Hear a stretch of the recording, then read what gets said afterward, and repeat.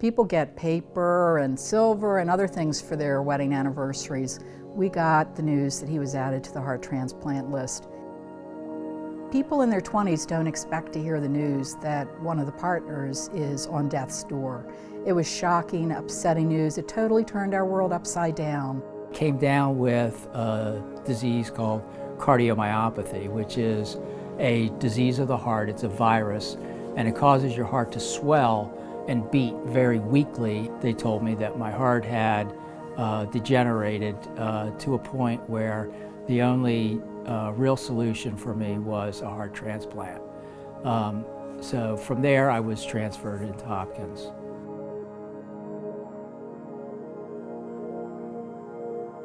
I had lost a lot of weight and I lost a lot of heart function.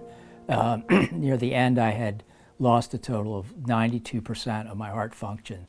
Not really even be able to brush my teeth. That was about the most athletic thing I could do, was brush my teeth.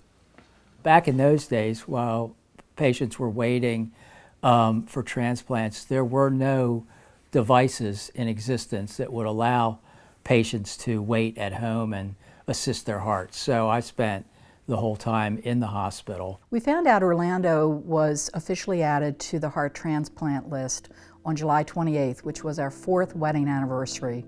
And when we found out a few days later that the heart had become available, it was just astounding news. When they told me about the heart being available, at that point in time, I was very positive about it. I believed that, okay, now all this misery is going to end. I'm going to get a new heart.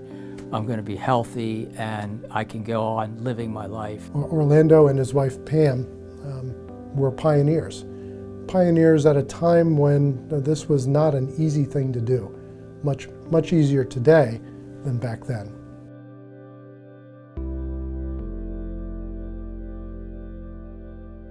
Heart transplants have changed dramatically in 30 years. When Orlando was originally considered for a heart transplant, there were upper age limits. A suitable recipient was less than 50 years old. These days we do people in their 60s. The immunosuppressant drugs are different, the doses are different.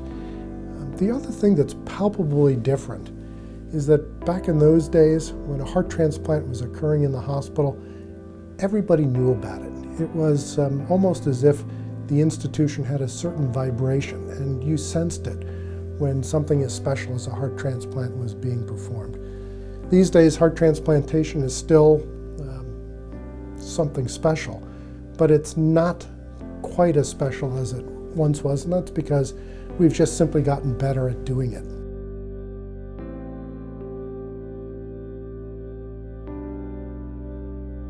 These skin cancers are certainly related to the dose of immunosuppressants that he received early on after his heart transplant. Back in those days, 30 years ago, we used really high doses, doses that we currently don't use anymore. Prior to those issues, he had problems with kidney failure, also an issue of the immunosuppressant drugs are used early on following the transplant, and that necessitated a kidney transplant. So Orlando has both a heart and a kidney from different people. I've made sure that all of my docs are associated one way or another with Hopkins, either at the hospital or as a practice. And what that allows is continuity of care. They're able to coordinate with one another, they're able to see each other's notes on the computer, and that's an important thing.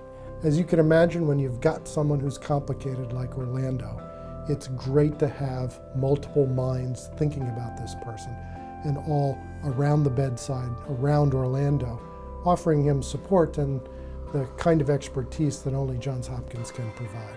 I look back with a lot of gratefulness for the family who donated their daughter's heart to me, and for my living donor who donated their kidney to me. They're wonderful gifts, and I try to remember that every day of my life while I'm doing the things that I do and enjoying life.